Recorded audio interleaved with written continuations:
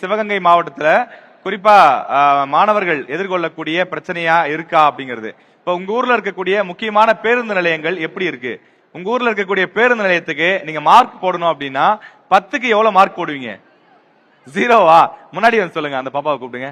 தங்கச்சி வாங்க வாங்க வாங்க வாங்க. இப்ப உங்க மாவட்டத்தினுடைய பேருந்து நிலையம் எந்த நிலைமையில இருக்குன்னு நீங்க சொன்னாதான் எங்களுக்கு தெரியும், சரியா?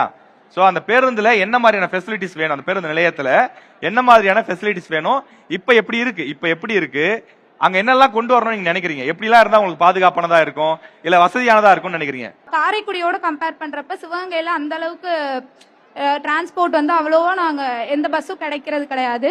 காரைக்குடி கூட இப்ப நிறைய டெவலப் ஆயிட்டு இருக்கு. அதே மாதிரி இப்ப என்னோட ஊர் வந்து சிங்கமுடரி. எங்க ஊர்ல இருந்துமே நிறைய வந்து பஸ் டிரான்ஸ்போர்ட் எதுக்குமே வந்துட்டு அவ்வளவா அது கிடையாது. பிளஸ் நிறைய எங்க ஊர்ல வந்து கொஞ்சம் நிறைய அந்த அனிமல்ஸ் இதுக்கெல்லாம் வந்துட்டு ரொம்ப இம்பார்ட்டன்ஸ் கொடுப்பாங்க. ஸோ அதுக்கு வந்துட்டு நாங்க அதுக்கான ப்ராப்பர் இதெல்லாம் எங்களுக்கு வேணும் அப்படின்னு சொல்லி ரொம்ப.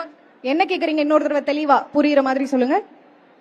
நிறைய அனிமல்ஸ் இந்த இதெல்லாம் இருக்கு. ஸோ அதுக்கெல்லாம் வந்துட்டு கரெக்டான ப்ராப்பரான அதோட ப்ரொடக்ஷன் இதுக்கெல்லாம் வந்து நாங்க கேட்டுட்டு இருக்கோம் ரொம்ப வருஷமா. பட் அதுக்குமே வந்து இன்னும் வரைக்கும் சாங்ஷன் கொடுக்காம தான் இருக்காங்க. ஸோ டிரான்ஸ்போர்ட் மூலியமா வந்து இந்த அனிமல்ஸ்க்கு நிறைய பஸ் ஏதாவது ஆக்சிடென்ட்ஸ் இந்த மாதிரி விஷயங்கள்லாம் எங்க ஊர்ல நிறைய ஃப்ரீக்வெண்டா நடக்குது. அதுக்கு பண்ணலாம். இப்போ வந்துட்டு சிவகங்கையில வந்துட்டு நிறைய ஊர் இருக்கு. அந்த ஊருக்குள்ள வந்து நிறைய உட்கிராமங்கள் இருக்கு. ஆனா அங்க ஒரு ஊருக்கு வந்து பஸ் வசதி கிடையவே கிடையாது. அங்க உள்ள இருக்கிற பசங்க எல்லாம் வந்து 5 கிலோமீட்டர் நடந்து வந்துதான் வெளியில இருக்க ஸ்கூலுக்கு வந்து படிக்க வராங்க. வயசானவங்க நிறைய பேர் இருக்காங்க. ஆனா பஸ் வசதி வந்து கிடையவே கிடையாது. ஊரக பகுதிகளுக்கு பேருந்து வசதி இல்ல அப்படின்னு சொல்றீங்க. ஸ்பெசிபிக்கா எந்த ஊர்னு சொல்ல முடியுமா?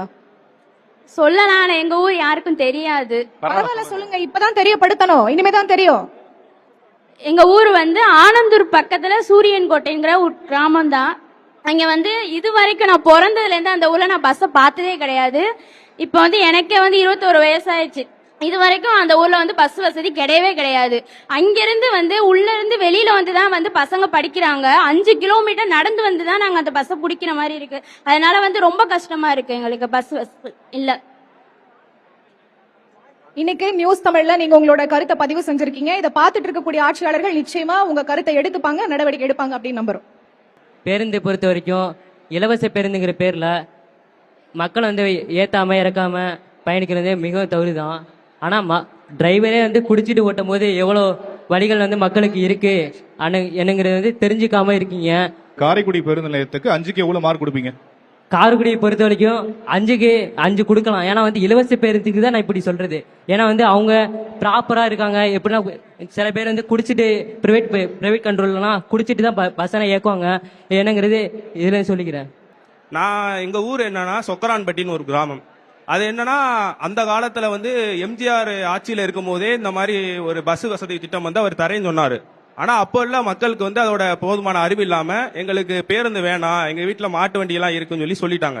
ஆனா அது போக போக அதுக்கப்புறம் அந்த திட்டமே எங்களுக்கு இல்லாம போயிருச்சு. இப்ப நாங்க பஸ்ஸுக்கு வரணும்னாலே ஒரு 2 கிலோமீட்டர் 3 கிலோமீட்டருக்கு மேல நடந்துதான் வரணும். சின்ன பிள்ளையா இருந்தாலுமே ஃபுல் அண்ட் ஃபுல் அங்க ரோடு வசதி அவ்வளவா இருக்காது. ஃபுல்லா மரங்கள் செடிகளா தான் இருக்கும். நாங்க வந்து ஒரு மெயினான இடத்துக்கு வந்துதான் பஸ் ஏறுற மாதிரி இருக்கும். அது மாதிரி கல்லல இருந்து இங்க ரஸ்தாக்கு வர்றதுக்கு ஒரே ஒரு பஸ் நற்கனின்னு ஒரு தனியார் பஸ் தான் இருக்கு. அதுவும் ஒரு டைமிங் ஒரு நாளைக்கு 3 தடவைக்கு மேலதான் வரும். 6 மணிக்கு மேல பஸ் போகணும்னா இங்க பஸ் வசதி கிடையாது. 6 மணிக்குள்ள நாங்க அந்த பஸ்ல ஏறினாதான், அதுக்கப்புறம் பஸ் இல்ல. அது மாதிரி காரைக்குடியில பார்த்தோம்னா காரைக்குடியில பஸ் வசதி இருக்கு. ஆனா வந்து ஒரு மெயினான ஏரியா திருச்சி மதுரை அந்த மாதிரி ஏரியாக்களுக்கு வந்து அடிக்கடி பஸ் இருக்கு. ஆனா இந்த மாதிரி கிராமங்களுக்கு போற அந்த அரசு பஸ்ஸுங்கெல்லாம் சொன்னோம்னா அது ஒரு டைமிங் தான் வச்சிருக்காங்க. அதுக்கு மேல போயிட்டா ஒரு 9 மணிக்கு மேலனா பஸ்ஸுகள் கிடையாது, அதோட நிறுத்திடுறாங்க. ஆனா அவங்களே சொல்ல முடியாது. ஏன்னா கவர்மெண்ட் வந்து அவங்களுக்கு தெரியல இந்த மாதிரி மக்கள் இந்த மாதிரி கிராமத்திலேயே வரப்போறாங்க, இதுக்கு மாதிரி இந்த 9 மணிக்கு மேல யார் வரப்போறாங்க அப்படின்னு நினைக்கிறாங்களா என்னன்னு தெரியல. ஆனா எமர்ஜென்சி ஏதாச்சும் ஒரு பிரச்சனைனா நாங்க இப்ப நிறைய வீட்டுல வண்டிகள் இருந்தாலும் சில வீட்டுகள் வண்டிக்கு சில இன்னும் வளர்ச்சி அடையாத கிராமங்கள் நிறைய இருக்கு. அங்கெல்லாம் பஸ் வசதி இருக்காது, வண்டி இருக்காது, எல்லார் வீட்லயும் வண்டி இருக்காது. அப்ப அவங்க எல்லாம் ரொம்ப கஷ்டப்பட்டு தான் வராங்க. இப்ப நம்ம நிறைய நியூஸ்லயே பாக்குறோம், நிறைய குழந்தைகளை அடிபட்டாலும் வர முடியாம இறந்து போறவங்க இருக்கு. நம்ம படத்துல பாத்துட்டு ஐயோ அப்படின்னு சொல்றதை விட நம்ம அதை ஒரு ஓட்டு கேட்கிற இடத்துல நம்ம அதை பத்தி நம்ம சொல்லலாம். இப்ப இந்த மாதிரி நியூஸ் இந்த மாதிரி நடக்குது எங்க கிராமத்துல சொன்னாலே அது பாதிக்கு மேல குறைஞ்சிரும். மக்கள் எப்ப தன்னோட குறைகளை வந்து பகிரங்கமா இந்த மாதிரி தொலைக்காட்சி இதுல எல்லாம் சொல்றாங்களோ அப்பதான் அந்த குறைகள் எல்லாம் நீக்கப்படும். அது மாதிரி காரைக்குடியில வந்து சுகாதாரமா இருக்குன்னு சொல்றது கம்மியா தான் இருக்கு. என்னைய பொறுத்த வரைக்கும் என்னன்னா அங்க வந்து குப்பையை நம்ம கொட்டுறனால மட்டும் இல்லைன்னு சொல்ல முடியாது. அங்க வந்து வீட்டுக்கே கஷ்டப்படுறவங்க, சாப்பாடு இல்லாதவங்க அங்கேதான் தங்கி இருப்பாங்க. நைட் ஆயிடுச்சுன்னா அங்கேதான் இருப்பாங்க. அதுக்கு நம்ம வந்து அந்த பஸ் ஸ்டாண்டு பக்கத்துல ஏதாச்சும் ஒரு மடம் மாதிரி கட்டி கொடுத்தா அங்க வீடு இல்லாதவங்க அங்க போய் தங்கினாலே சரி, பாதி okay, குப்பைகள் okay. குறைஞ்சிரும். ராஜேஷ். ஓகே, இப்ப உங்க ஏரியால வந்து பஸ் இல்லைன்னு சொல்லி சொன்னீங்க, இங்க கூட நிறைய பேர் சொன்னீங்க. உங்களுக்கு எல்லாம் தரமான சாலைகள் இருக்கா? சாலை இருந்து பேருந்து வசதி இல்லையா, இல்ல சாலைகளே பிரச்சனையா தான் இருக்கா? சாலைகள் போட்டாங்க, ஆனா அது வந்து என்னன்னா போட்டு ஒரு மாசத்திலே அது வந்து சேதம் அடைஞ்ச மாதிரி இல்ல, மேலோட்டம். இப்ப அங்க பேருந்து வரணும்னா அதுக்கு தகுதியான சாலைகள் இருக்கா அப்படிங்கறதுதான் கேள்வி. சாலைகள் முன்னாடி இல்ல சார், ஆனா இப்ப இருக்கு. ஆனா அங்களுக்கு பேருந்து வசதி தான் இப்ப இல்ல. ஓகே.